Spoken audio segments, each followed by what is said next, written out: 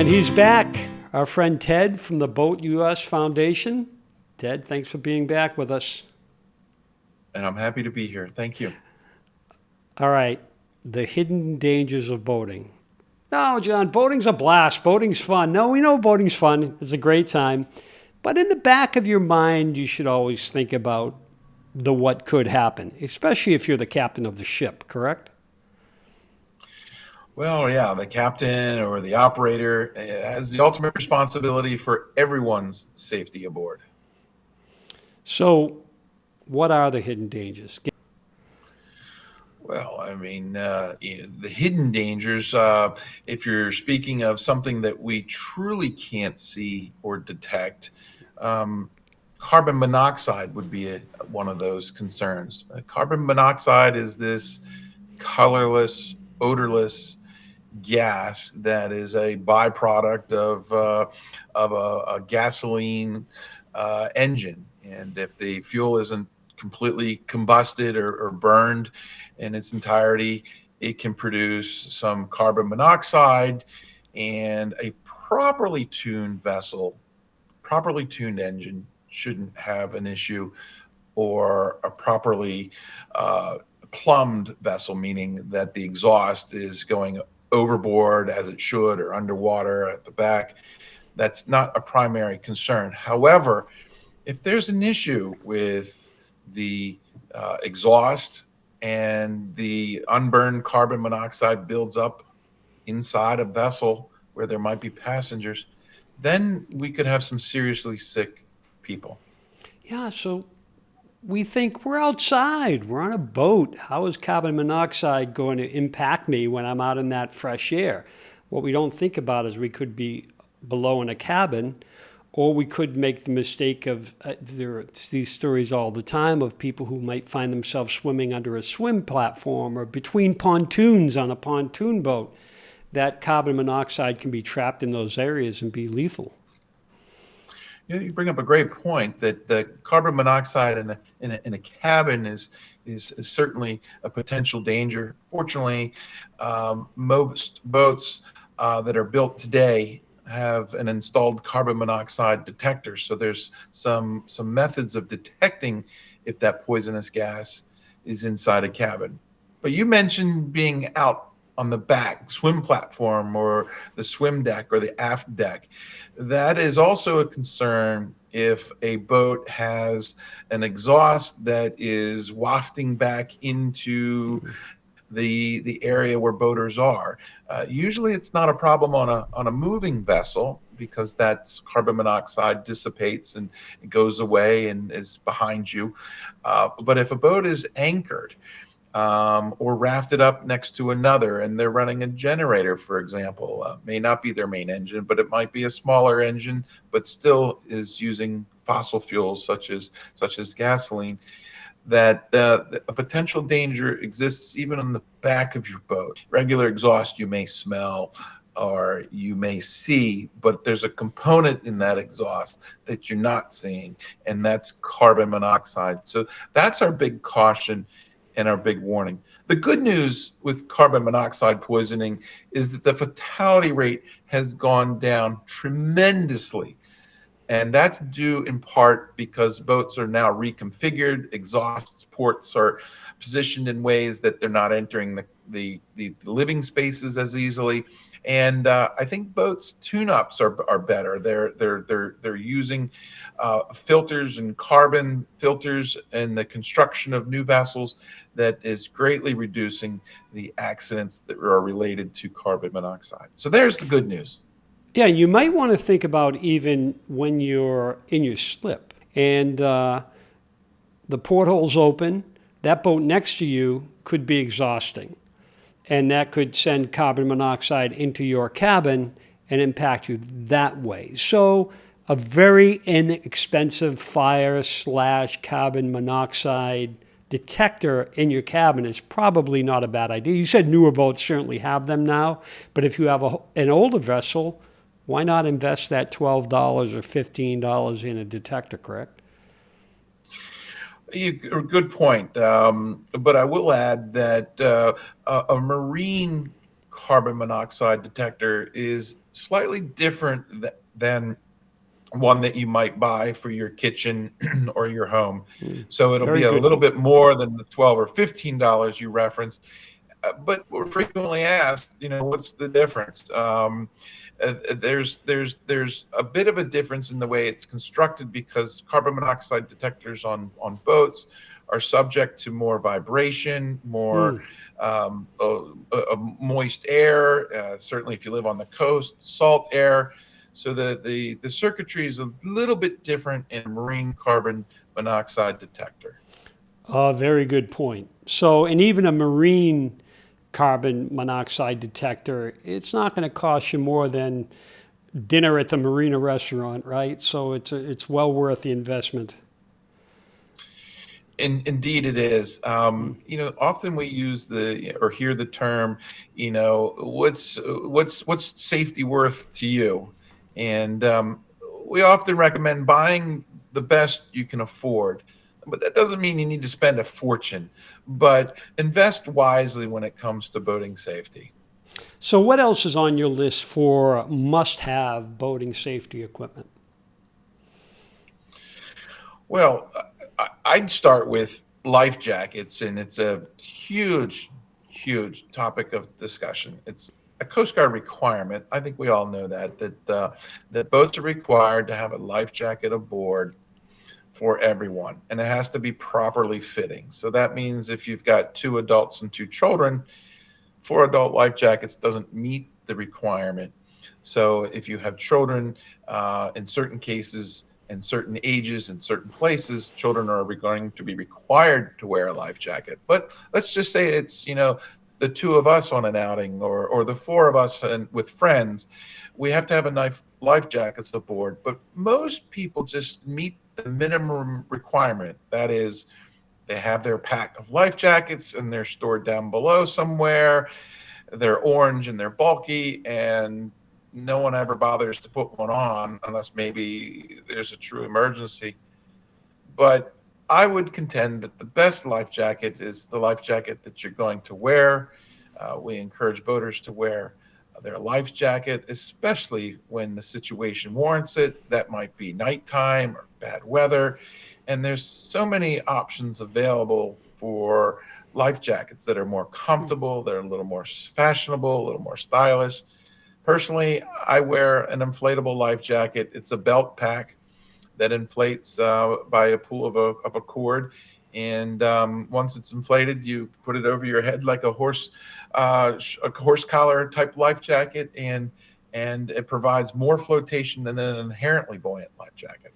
Yeah, these aren't the old, everyone on the deck of the Poseidon Adventure, those big, orange life jackets that you have to strap on. You can really get some lightweight devices now that it's going to make the difference for you if you happen to go overboard, and we hope you don't, right? Yeah, and we've heard all the excuses for why I don't wear my life jacket, right? From everything to it's too hot, or I can't get a tan, to it's just too big and I can't move around. That's not the case today. Do yourself a favor and at least shop online. Look to see what's available today. You can even go to our website and get some ideas on what some of the products look like today, and you might want to buy a life jacket that's suitable for the type of activity you do most. A kayak or a paddling life jacket is going to be designed a little bit differently for a life jacket that's designed for someone who's fishing, for example. That has less material in the area up top, so you can cast and fish and net versus paddling with big armholes for those that are participating in paddle sports. So lots of options and fewer excuses. And if you need a life jacket, BoatUS has a program for children, right? That provides life jackets for those in need. Talk a little bit about that. I think you're touching on our life jacket loaner program for kids. Of course, boaters are required to put life jackets on board their boat for everyone that's going to be on the boat that day. But we realized and had recognized over the years that sometimes the grandkids show up, and a boat owner may not be prepared or had thought of, gosh, I need a life jacket that's suitable for them, that's sized for them. And And so our life that's jacket, let me jump in on that. That's very important. It must be sized for that child, for that toddler or young adult, correct? correct, and the Coast Guard definition of a serviceable life jacket means that it has to be suitable for the wearer, and that means the size primarily, and that the buckles and straps must work. The zippers, if it has zippers, must function. If it's an inflatable life jacket, it has to have a canister that's charged and is in the green. But our life jacket loaner program for kids has locations all around the country. We have 600 plus locations where parents or grandparents or boaters can go and borrow one for a day or a couple of days or a week. A short-term solution for those people that don't have a properly fitted life jacket for their youngster. And it's called our life jacket loaner program for kids because we have infant, child, and youth sizes. And those are three very different sizes. And an adult life jacket's just not going to fit a 6-year-old. All right. I like to call myself a sealand boater. Ted, you know what a sealand boater is? No, can you tell us what a Sealand boater is? If I can't see land, I'm not boating. So I'm that guy. I'm not going 40 miles out for tuna. I'm not putting the fuel bladder on the deck. I'm staying in the bay. I'd like to see land. I can deal with a little fog, but for the most part, I like to stay just offshore. For those who like to trek out, tell me about the EPIRB program. And even those who aren't going that far out, tell me about the BoatUS Foundation EPIRB program. EPIRB program.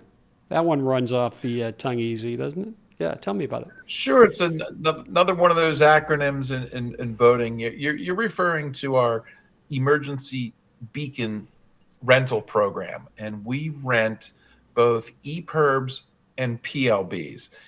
EPIRB stands for Emergency Position Indicating Radio Beacon, and PLB stands for Personal Locator Beacon. In a nutshell, John, these devices are used by boaters when they are outside of VHF range or cell phone range, and it may be the boater's best last chance to get help. So when you're so far offshore and you can't see land anymore, your cell phone's probably not going to work, and you may not even see another boater. There may not be another boater in sight, but if you have an onboard emergency, it could be a medical emergency, it could be a sinking, it could be a lightning strike, it could be any number of things. But if it is a life-threatening instance, if it's a life-threatening, dangerous situation, and you have no way of getting help, we rent these EPIRBs and PLBs.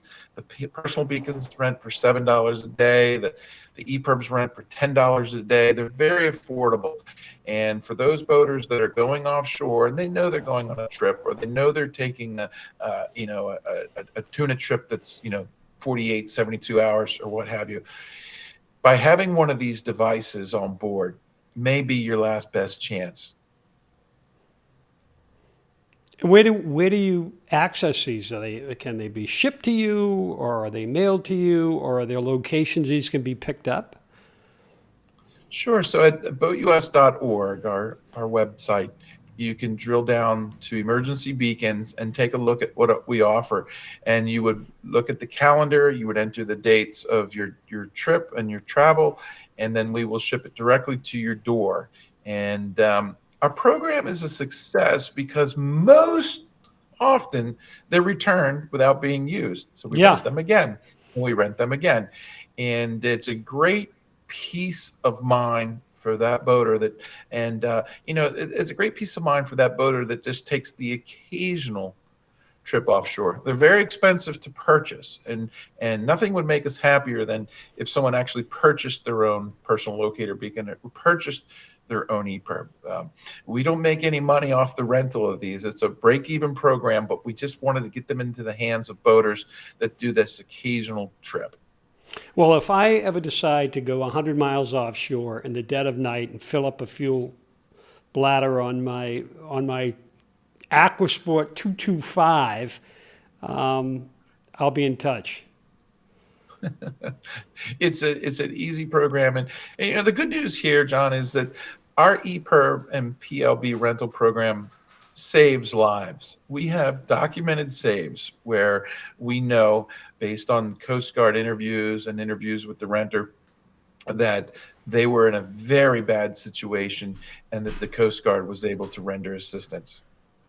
So you've been around boating, obviously, for a long time, right? You've got some qualifications in the boating business as a captain of the big ships. Tell me about one of your best EPIRB stories. Best, I want to say best because the life-saving story, but there could be a tragic one as well that you want to share. Well, fortunately for those that activated their EPIRBs, there was a good end of the story, meaning that the EPIRB worked as it should. EPIRBs and personal locator beacons rely on satellites that orbit the Earth.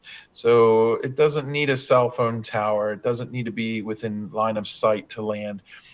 But the signal goes directly to the satellite and then to a rescue coordination center where they have pretty much your position pinpointed. There is a GPS signal that goes up with this contact, and the Coast Guard or the authority or the agency that's responding has a very good idea of where you are, within feet, more or less. So many good stories and outcomes that I'm pleased to report. But we've had renters that there was a delivery captain and 2 crew delivering a catamaran in California when a storm came up and the entire catamaran capsized upside down. They had no way of calling for help because their mast was now pointed toward the bottom, and their radio had gotten wet, but their EPIRB floated and they were able to grab it, activate it, and that was a good outcome. All 3 were rescued by helicopter, brought up in the litter basket that you see on some of these Coast Guard videos. It was terrifying for them. There's Another a basket, situation that's a basket you never want to see, but it's great that it's there if needed, right? It's great to see. You asked me in another podcast what makes me feel good. To see an effective rescue where the agencies work together. For example, in this case, BoatUS rented the EPIRB. The renter activated the EPIRB. The Rescue Coordination Center got the call. They directed Coast Guard assets. A helicopter pilot was summoned to the hangar. The helicopter lifted off. A Coast Guard rescue swimmer was lowered into the water, and then these people were lifted out by basket and taken to the local hospital. So it all worked out in the end, and they all worked together. I'll tell you, Ted, there's a whole lot of free being talked about here from the BoatUS Foundation. You're doing great work, and there's plenty of free information online about what other equipment you should have from a safety perspective on your boat. Right. So we talked in another podcast about what's required, what equipment should be on board based on your state's regulations. And most people realize they need to have life jackets, fire extinguishers, flares, a sound producing device. But there's a number of other things that you really should seriously consider having aboard your boat to really consider yourself a boater and to be prepared for a variety of situations. And I'll give you a couple examples, John.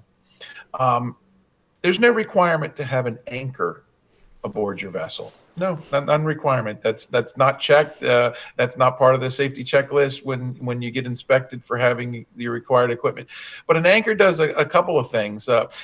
Even if it's a simple breakdown, John, your boat conked out, you ran out of gas, and you're needing to reach out for some assistance, whether that's Towboat US, or if it's a more serious scenario, maybe it's a call to the Coast Guard. But if you don't know your position, and you're adrift, that's a very frustrating situation for any agency or authority that may be coming out to assist you. So by having an anchor on board, you can hold your position and stay put so that the authorities looking for you have a better idea of where you are and that you're going to stay put. It's also a good idea to have an anchor because if perhaps you're adrift and you're drifting toward rocks, or even inland. We have so many BoatUS members and boaters that are boating on rivers and lakes, and if their boat breaks down on an inland water, there may even be a dam or some other feature that would be a very frightening thing to get into if you couldn't throw out an anchor and stop your movement. So an anchor, that's a great thing. Yeah, Towboat US Captain Clint Allen is a frequent guest. And if you want to talk about a Captain Clint pet peeve, it would be, okay, Cap, we'll be out to get you, drop your anchor. I don't have an anchor. It's amazing how often that happens. And then what do you do, right? The first thing you should do in an emergency situation is hold your position, drop your anchor. So Captain Clint's a proponent of not only one, but two anchors on your boat. Why not, right? Double anchor. Right, and there's many things aboard the boat that I think should be redundant. That's probably most of our military personnel understand that redundancy is a good thing. Pilots like redundancy, and boaters really shouldn't be any exception. The Coast Guard minimums are exactly that, John. They're minimums. For example, the minimum number of flares that are required is 3, but 6 is better. 9 is even better. Having one anchor, if it's not holding or there's insufficient chain or line, maybe your other anchor has more holding power or more line. So doubling up on safety equipment is never a bad idea. Or maybe you just didn't happen to tie the end of that anchor line. And that has happened many a time. Right. And away the boat goes, and just have some kind of backup anchor there. We did a segment recently, our At the Helm with BoatUS segment, where we featured an emergency kit for boats. And she mentioned something that I hadn't thought about, and the link's right there in the comments to this segment. Sugar, candy. Now, you might say, well, why sugar or candy? We had this happen to us. We were out in the bay, and one of our guests was a diabetic, and she had an issue, a low sugar issue. And she was near passing out. Somebody fortunately had a candy bar on board and was able to give it to her and bring her back. But those little things that you think about in those safety kits that you go, yeah, maybe, you don't need a defibrillator, but think about what could happen, maybe a tourniquet kit, a little bit more than the basic first aid kit aboard, right? All right. Again, it's how much is your life worth? And the basic first aid kit that can be purchased in a store or even one of the box stores, they're usually going to have a good, better, best option. The best options are going to have more items in it that's geared more toward trauma. They may have sugar caps or gel in those safety kits. And the good news here is that if you purchase an inexpensive one, you can customize it. Go ahead and put, those little packets of honey in there. That would be a good substitute for sugar or gel as well. And make sure you're refreshing your first aid kit, John. There are a few things in those first aid kits that do go out of date. There's ibuprofen in there. There's some alcohol swabs that might dry out. and people may have gone in there to use your last Band-Aid. So you don't want to get surprised when you go through your first aid kit in an emergency and realize something's missing because someone borrowed the scissors to cut a fishing line, or someone used the tape to stop a leak when you really needed it for a burn or a blister or something else that could happen. Ted, once again, the BoatUS Foundation and BoatUS just doing amazing work for boaters like us, just the average boater out there trying to do his thing and have a great day on the water. Right. We just want to remind people to be prepared. And out there, you may be the first person that has to deal with your emergency, right? Meaning that there's not always help around the corner, and you're going to have to be self-sufficient until help can arrive. Ted, thank you, and thank the BoatUS Foundation for, making boating better. That's what makes my job fun. Thanks, Ted. We'll see you again. Okay, bye-bye. The Drift Podcast can be found at driftsociably.com or where all fine podcasts are heard.